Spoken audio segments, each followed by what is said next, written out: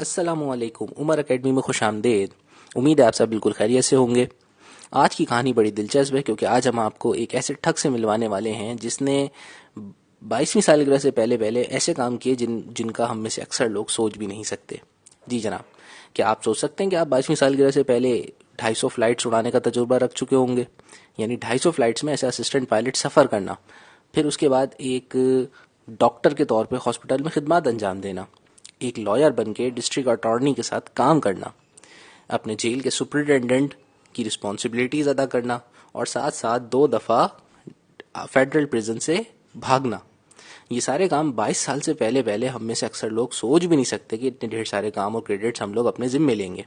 साथ में 5 साल तक घर न लौटना और हर रोज बाहर खाना, होटलों में अय्याशी और फुल लग्जरियस लाइफ। साथ साथ जिस उम्र में हम लोग शनाख्ती कार्ड बनवाते हैं उस उम्र में आपके अकाउंट में मिलियंस ऑफ डॉलर्स हों, और वो भी जो आपने बिना मेहनत के हासिल की हों। तो ये सारे कारनामे हम तो नहीं कर सकते, सोच भी नहीं सकते, लेकिन दुनिया में एक ऐसा शख्स भी था और अभी भी जिंदा है जिसने ये सारे कारनामे बाकायदा तौर पे किए हैं। तो उस अमेजिंग हस्ती का नाम है फ्रैंक एबिगनेल जूनियर।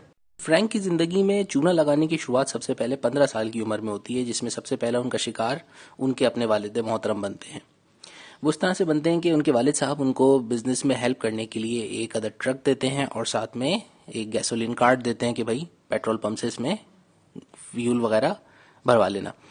तो फ्रैंक साहब उसका गलत इस्तेमाल करते हैं और करते ये हैं कि वो उसके बदले में मुख्तलिफ स्टेशन पर जाते हैं और वहाँ से और भी चीज़ें खरीदते हैं, गाड़ी के पार्ट्स वगैरह खरीदते हैं और उनको एक से दूसरी जगह बेच करके वो एक साल में अपने अब्बा को तकरीबन $3,500 का मकरूज कर देते हैं। चले खैर, ये तो बात घर की थी, आई गई हो गई। इसके अलावा उन्होंने अपने हाई स्कूल में अपने टीचर को भी नहीं छोड़ा।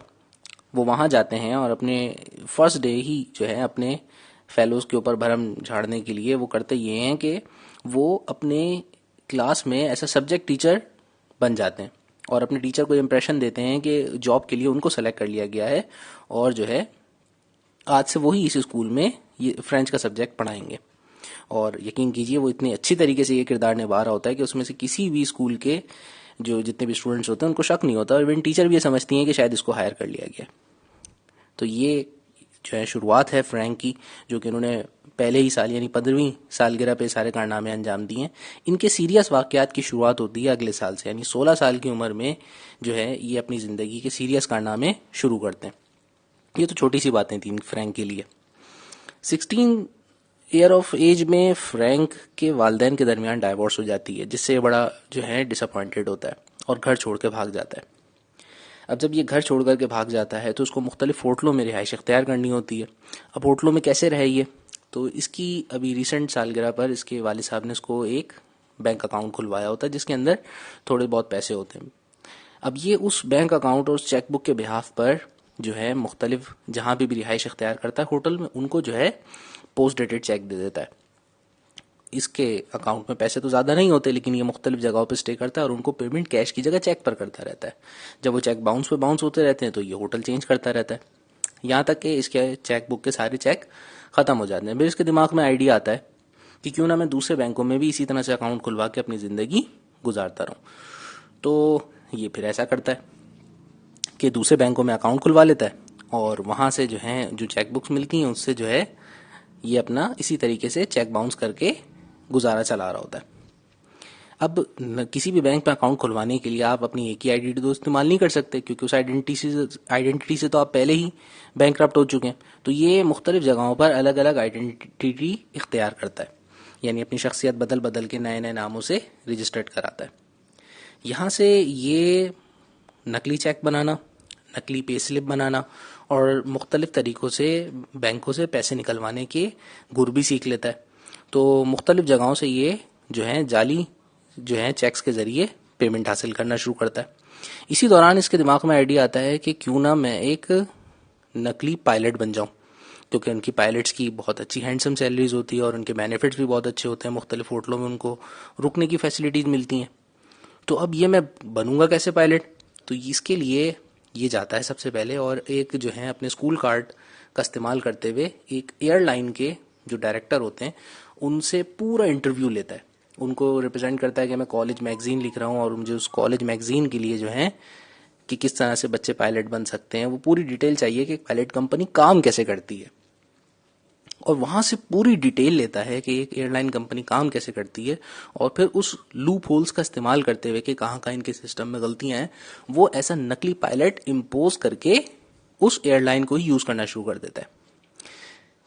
तो जनाब, इसने इस तरह से करते करते तकरीबन 250 फ्लाइटें यानी 250 फ्लाइट्स इसने ऐसा नकली पायलट यानी असिस्टेंट पायलट के तौर पे इसने ये उड़ाई होती हैं और सफ़र किया होता है।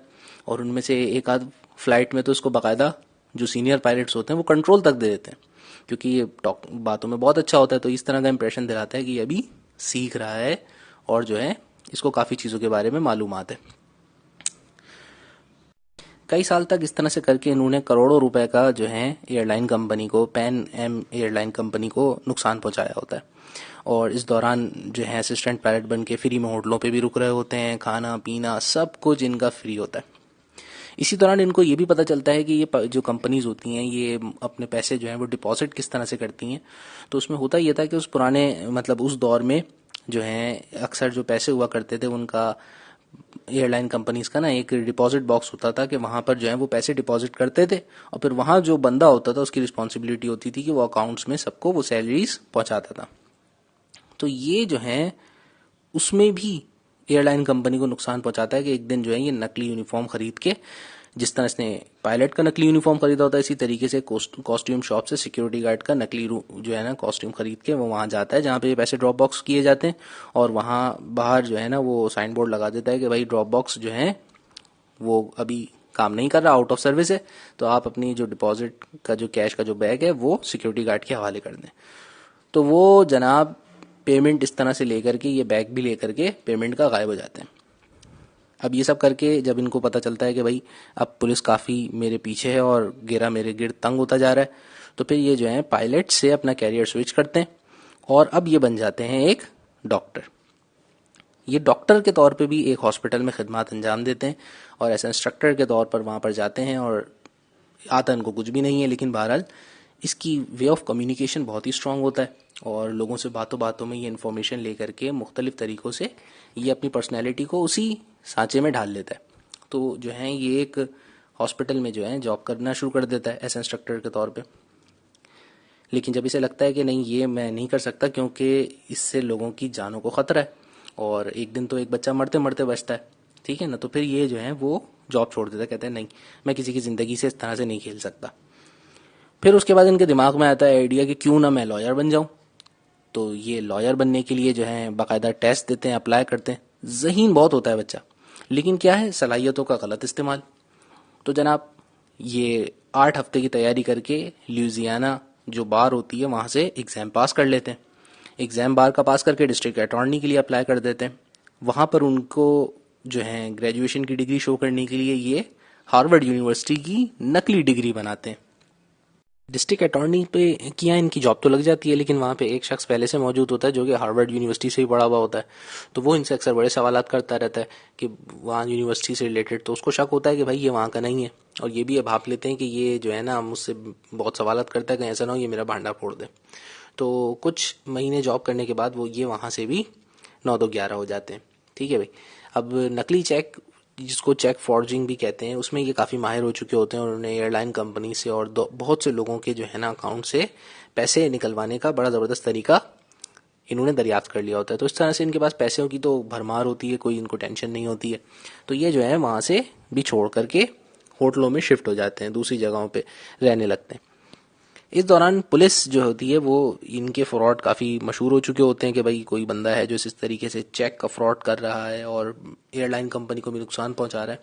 तो इनकी जो है ना पकड़ने के लिए पुलिस की भी हंट चल रही होती है, एफआईए की भी हंट चल रही होती है। तो एफआईए में एक बड़ा सीनियर ऑफिसर होता है, उसको जिम्मेदारी दी जाती है कि भाई इसको तुमने पकड़ना है, और वो वैसे भी रिटायर होने वाला होता है। तो उसकी ये समझ लो कि आखिरी असाइनमेंट होता है कि आपने इसको जो फ्रॉडिया है इसको आपने पकड़ना है। तो वो पूरी टीम इनके पीछे लग जाती है। तो वो जो सीनियर ऑफिसर होता है एफआईए का वो तकरीबन इनको पकड़ ही लेता है एक दफ़ा कि जो है ये कहीं होटल में रुके हुए होते हैं, और होटल का जो रिसेप्शनिस्ट होता है वो इनकी इन्फॉर्मेशन दे देता है कि भाई इस तरीके का एक मशकूक बंदा हमारे यहाँ रुका हुआ है। तो वो एफआईए वाला पहुंच जाता है वहाँ पे। वो इनको पकड़ने ही वाला होता है कि ये एफआईए वाले को भी उल्लू बना देते हैं और उसको शो करते हैं कि ये एफआईए के भी कोई बहुत ही सीनियर लेवल के हेड हैं और ये खुद उस बच्चे के पीछे हैं जिसको जो है ना वो एफआईए वाला पकड़ने आया है। और कमाल महारत से ये ऐसा उल्लू बनाते हैं कि उसकी नजरों के सामने से उसको भाग जाते हैं वहां से, ठीक है भाई, फरार हो जाते हैं। लेकिन कहाँ तक फरार होते हैं, आखिर में पकड़ में तो आना ही था। तो लिहाजा होता ये है कि ये इनको पकड़ लिया जाता है एक दफ़ा, नकली पायलट बन के दोबारा से ये सफ़र कर रहे होते हैं कि गिरफ्तार हो जाते हैं और फिर फ्रांस में जो है ये जेल में बंद कर दिए जाते हैं वहाँ कि इन्होंने नुकसान पहुंचाया होता है हुकूमत को और वहाँ की कंपनीज को। तो फ्रॉड के जुर्म में जो है इनको फ्रांस में 1 साल की सज़ा हो जाती है। खैर कुछ महीने ये वहाँ पे भी गुजारते हैं, फिर वहाँ से भागने की कई दफ़ा कोशिश की होती है इन्होंने। और उसके बाद फिर दूसरे, क्योंकि 26 फ्लाइट्स इन्होंने 250 फ्लाइट सॉरी ली हैं मुख्तलिफ कंट्रीज के अंदर, और जहाँ जिस कंट्री के अंदर गए वहाँ जाकर के उन्होंने जो है फ्रॉड के काम किए होते हैं। तो मुख्तलिफ मुल्कों में इसके ऊपर जो है केसेस चल रहे होते हैं। तो कुछ तकरीबन 6 महीने के करीब इसने जेल फ्रांस में काटी होती है, कुछ 6 महीने के करीब जेल इन्होंने जो है स्वीडन में काटी होती है। फिर उसके बाद सबसे ज़्यादा जो इनका बड़ा क्राइम होता है वो यूनाइटेड स्टेट्स में होता है। तो लिहाजा सिटीजन भी वहीं के होते हैं, तो वापस यूएसए में आते हैं जहाँ इनको तकरीबन कम से कम 12 साल की सज़ा हुई होती है। अभी इनकी एज ही क्या होती है, 19-20 साल की एज में इन्होंने ये सारे कारनामे अंजाम दे दिए होते हैं।